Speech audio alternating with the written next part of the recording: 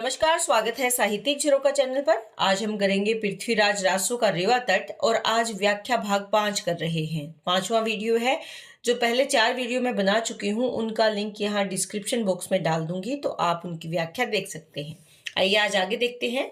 यहाँ पर राव पज्जुन जो है वो अपनी बात रख रहे हैं या अपने विचारों की अभिव्यक्ति रख कर रहे हैं।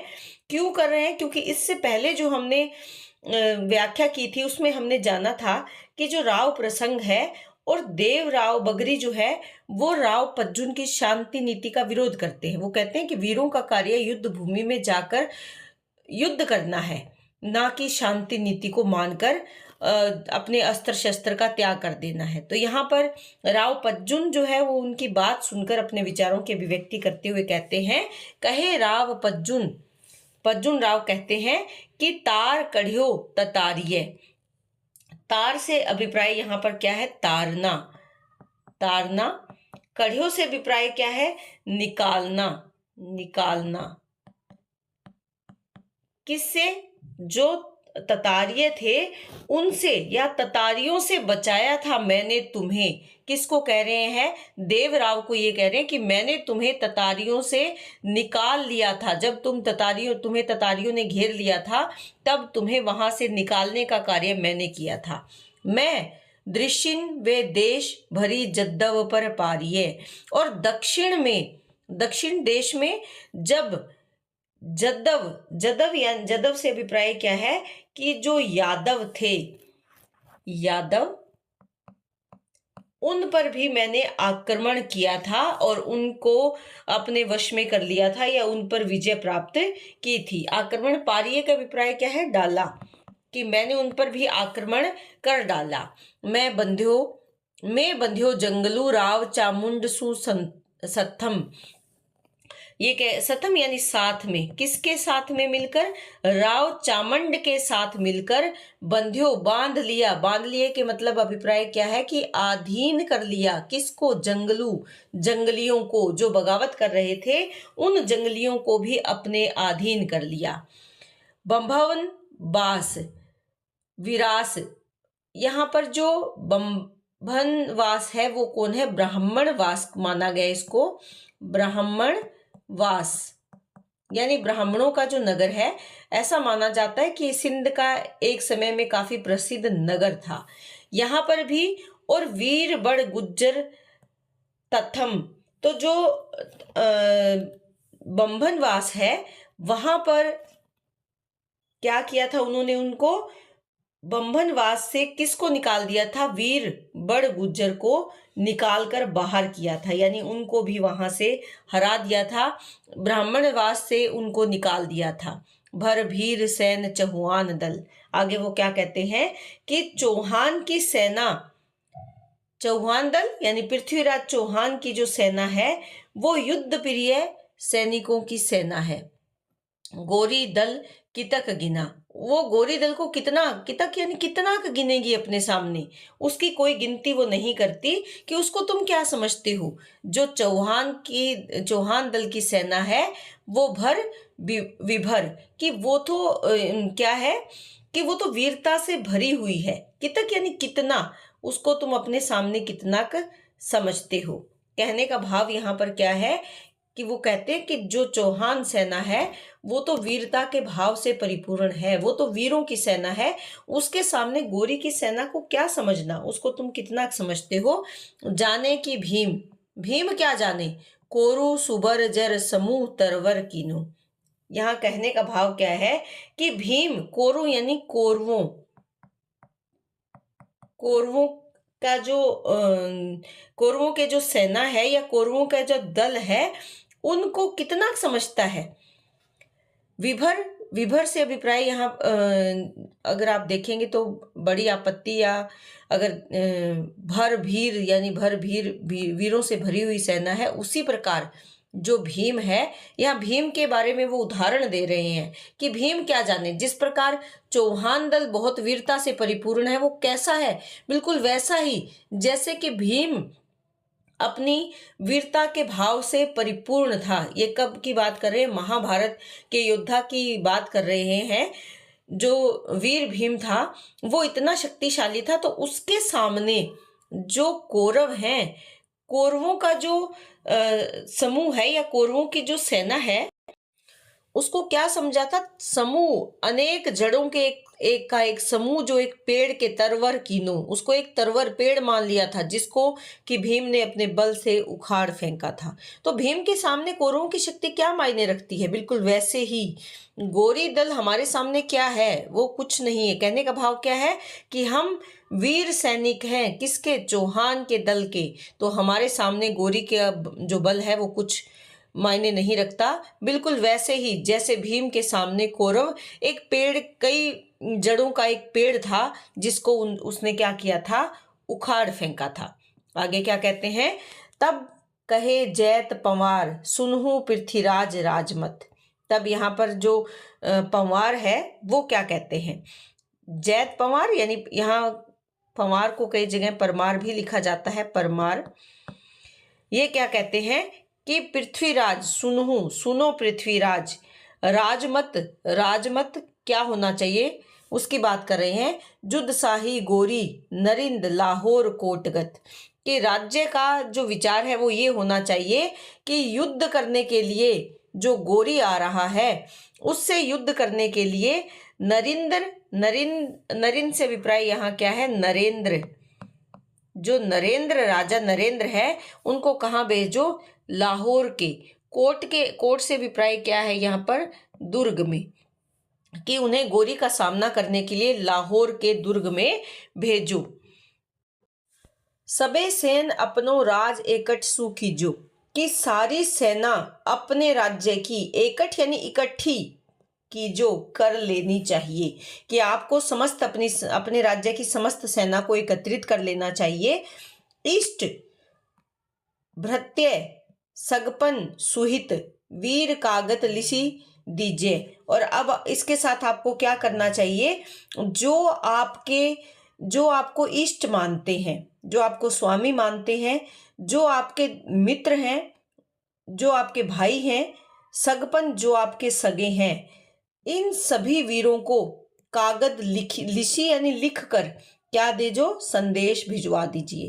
कहने का भाव क्या है कि आपको अपने इष्टों, अपने भृत्यों, अपने सगे संबंधियों, सभी को, सुहितों को, जो आपका हित चाहते हैं, उन सभी वीरों को आपको पत्र लिखकर भिजवा देना चाहिए।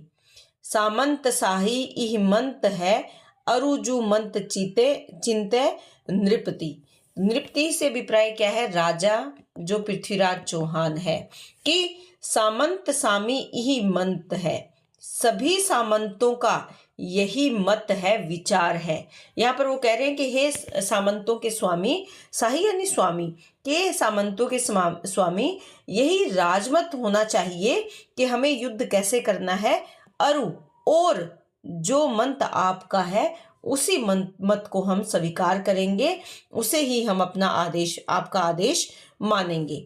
धन रहे धर्म जस जोग है, अरु दीप्ति दिवलोक पति। तो यहाँ पर वो क्या कह रहे हैं कि धर्म और जश, धर्म और यश का योग ही आपका मुख्य धन होना चाहिए।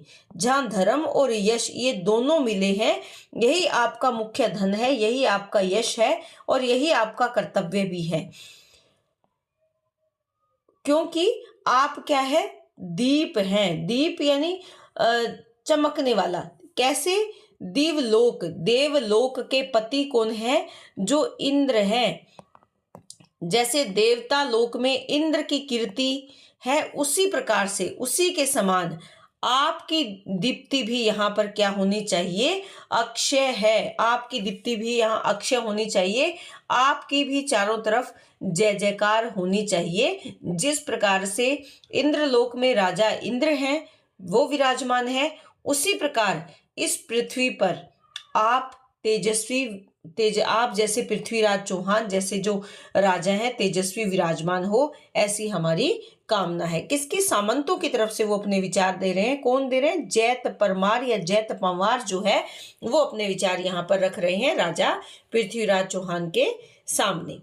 आगे क्या कहते हैं, बह बह कही रघुवंश राम हक्कारी से उठ्यो, सुनो सब सामंत साही आए आए बल छुट्यो। यहाँ पर वो क्या कहते हैं कि जो रघुवंश यानी रघुवंशी राम है वो चिल्लाता हुआ, हक्कारी, हक्कारी से अभिप्राय क्या है, हक्कार करता हुआ, बल बह यानी कहते हुए उठा, उठ्यो यानी उठो, सुनो सब सामंत साही आए बल छुट्यो, कि सारे सामंत सुनो, शाही यानी शाह आ रहा है, और आए बल छूट्यो, कि वह तुम्हारा बल यानी साहस छूट गया, कि तुम केवल शाह के आने से, या शाह कौन है यहाँ पर, जो गोरी आ रहा है, शहाबुद्दीन गोरी, कि गोरी के आने के इस बात सुनते ही तुम्हारा जो बल है, तुम्हारी जो शक्ति है, छूट गई यानी समाप्त होने लगी। गजरू सिंह सा पुरीप जहीं रूंधे तहम बुझे। यहाँ पर वो क्या कहते हैं कि जिस प्रकार वीर पुरुष कैसे हैं, गजरू सिंह सा पुरीप, पुरीप से अभिप्राय क्या है, पुरुष कैसे पुरुष हैं, हाथी और शेर के समान वीर पुरुष है, जहां कहें रुंध जाता है, रुंधे यानी रुंध से अभिप्राय क्या है, घिर जाता है, तह यानी वहां, वो क्या है, बूझे से अभिप्राय क्या है, युद्ध में जूझ पड़ता है, कि जो शेर और हाथी के समान वीर पुरुष होता है वो परिस्थितियों से घबराता नहीं, बल्कि जहां भी उसको रोका जाता है, उसके मार्ग में रुकावट आती है, बाधा आती है, तह वहां पर वो क्या है, अपनी वीरता का प्रदर्शन करता है, संघर्ष करता है, जूझ पड़ता है। समो असमो जानही न लज पंके आलूझे।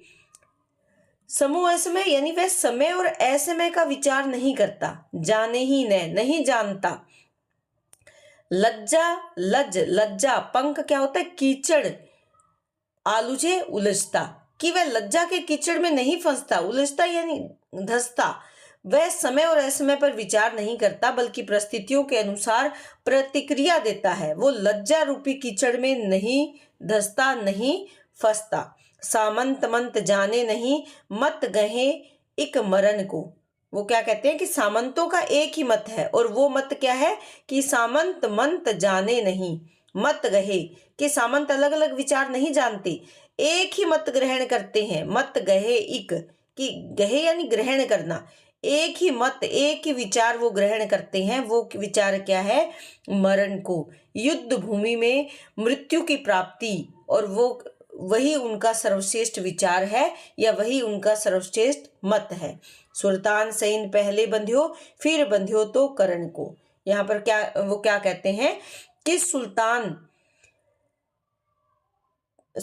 की सैन यानी सेना को पहले बांध लिया था, बंध्यो, और फिर बंध्यो, अब की बार न पकड़ लूं तो करण को। करण का बेटा नहीं, कहने का क्या है, वो स्वयं कहते हैं कि अगर नहीं पकड़ लिया तो मैं अपने पिता का पुत्र नहीं। यहाँ पर वो बताते हैं कि सुल्तान ने तो अपनी सेना पहले ही बांध ली है, अब तुम भी एक तैयार करना चाहते हो, तो इससे क्या लाभ, ऐसा विचार हार्नेल ने दिया है। लेकिन इसके साथ साथ जो विद्वान है वो ये मानते हैं कि वो यहाँ पर ये कहना चाहते हैं कि सुल्तान की सेना को तो मैंने पहले ही बांध लिया, यानी पहले भी उसे युद्ध में हराया है, अब अगर मैं उसे ना बांध लूं, दोबारा से अगर मैं उसे ना हरा दूं, तो मैं कर्ण का पुत्र नहीं हूं। तो यहाँ पर जो राजा रघुवंशी राम है वो अपनी हुंकार भरते हुए अपने विचारों की अभिव्यक्ति कर रहे हैं। इस कविता को ऐसे माना जाता है कि ये जो राजा परमार हैं उन्हीं की अभिव्यक्ति यहाँ पर हुई है। और किसकी बात सुनकर, रघुवंशी राम की बात सुनकर। क्या कहते हैं, रे गुज्जर गंवार राज ले मंत न होई। यहाँ पर वो कहते हैं कि हे गंवार गुज्जर, उसकी बात का वो विरोध करते हैं कि राज ले, राज्य पा लेने से मंत यानी मंत्रणा देना नहीं आ जाता, न हुई नहीं होता, कि माना कि तुमने राज्य तो पा लिया है, लेकिन तुम्हारी जो मंत्रणा है वो उसे क्योंकि उचित नहीं लगती, इसका विरोध वो करता है। अपमरे, अपमरे आप भी मरे, छीजे नृपति कौन कार्य है जोई, कि एक तो तुम स्वयं मरोगे और दूसरा क्या है छीजे यानी विनाश कर देना। किसका? नृपति राजा का, कि एक तो तुम स्वयं मरोगे और दूसरा महाराज का भी विनाश कर दोगे। कौन कारज यह है जोई, कि किस कारण, कारज यानी कारण से, तुम यह जो सलाह दे रहे हो वो किस कारण से दे रहे हो। सब सेवक चौहान देश भगे घर शिल्ले, कि सब सेवक जो जितने भी सेवक है, सब चौहान के जो सेवक है, सब सेवक घर शिल्ले से अभिप्राय है जाएंगे या चले जाएंगे, भगे भाग जाएंगे। किस चौहान के जितने भी सेवक है सब चले जाएंगे और महाराज के घर में क्या हो जाएगी? फूट पड़ जाएगी। देश भगे भाग जाएंगे, घर में क्या होगी? शिल्ले से अभिप्राय क्या है? फूट या विद्रोह हो जाना। कि किस में विद्रोह हो जाएगा? महाराज के घर में, यानी यहाँ राज्य में तुम फूट डालोगे और जो सेवक है वो सब कहाँ चले जाएंगे? वो अपने अपने घर चले जाएंगे। तो यहाँ पर इस बात का वो विरोध कर रहे हैं। किसकी बात का? जो रघुवंशी राम है उनकी बात का वो विरोध कर रहे हैं। तो आगे वो क्या कहते हैं, यहाँ जो कौन कारज यह जोई से अभिप्राय यहाँ पर क्या है कि इसमें इससे तुम क्या कार्य होता देख लोगे, कि इससे कौन सा काम बन जाएगा, इससे क्या होगा? विनाश ही होगा। छीजे से अभिप्राय यहाँ क्या है? विनाश। कौन कारज है जोई, यानी इससे तुम क्या कार्य होता देख लोगे? घर शिले खिल जाना, फूट पड़ जाना, कि घर में फूट पड़ जाएगी। पक्षी काम कहे करे तो आमी संग्राम इकल्ले, कि पक्षी यानी बाद में, पक्षी से अभिप्राय क्या है? बाद में। काम कहे करे, इसमें वो क्या कहना चाहते हैं कि तब फिर क्या काम करोगे, क्या होगा? त्वामी संग्राम इकल्ले, क्या तुम अकेले युद्ध कर लोगे? ये युद्ध तुम अकेले कर पाओगे? आगे क्या कहते हैं कि पंडित भट्ट कवि गायना नृप सौदागर वारी हुए। यहाँ पर पंडित भट्ट कवि, गायना से अभिप्राय क्या है? गायक। वारी क्या है? वैश्या। तो यहाँ वो क्या कहना चाहते हैं कि एक राजा की शोभा किससे है? नृप यानी राजा की शोभा किससे है? जब उसके राज्य में क्या हो? पंडित हो, भट्ट हो, कवि हो, गायक हो, सौदागर हो और वैश्या का निवास वहां हो। इन सभी से जो राज्य है उसकी शोभा होती है। इनको भगाकर कभी भी राज्य शोभित नहीं हो सकता, शोभा नहीं पा सकता। बिल्कुल वैसे ही गजराज शीश शोभा भंवर करण उड़ाई वह शोभ लह, कि गजराज के शीश की शोभा कैसे है? भंवर, जैसे भंवरों का जो झुंड है वो शीश यानी माथे पर, किसके माथे पर? गजराज हाथी के माथे पर शोभा पाता है। और करण यानी कान से उड़ा देता है शोभा लह, तो वो शोभा समाप्त हो जाती है। वैसे ही जिस प्रकार यहाँ बताना चाहते हैं कि जिस प्रकार हाथी के सिर पर मंडराते हुए भंवरे शोभित होते हैं और जब वो इन्हें कान से उड़ा देता है तो क्या होता है? उड़ाता है तो शोभा उसकी उतर जाती है, लह यानी खंडित होती है। यानी वो जब भंवरे उसके आसपास आते हैं और वो उनको उड़ाता है तो वही उसकी शोभा का एक कारण बनता है। उसी प्रकार राजा की शोभा उसकी प्रजा से है, जिसमें पंडित भी हों, भट्ट भी हों, कवि भी हों, गायक भी हों, सौदागर और वैश्या भी हो। तो यहाँ पर वो अपने विचारों की अभिव्यक्ति करते हैं। ऐसे माना जाता है कि ये जो विचार हैं ये किसके विचार हैं? ये राजा जो परमार है उनके विचार है। तो उम्मीद करती हूँ कि व्याख्या आपको समझ में आ रही है। इसी तरह चैनल से जुड़े रहें, कमेंट करके अपने विचारों की अभिव्यक्ति जरूर करें। बहुत बहुत धन्यवाद।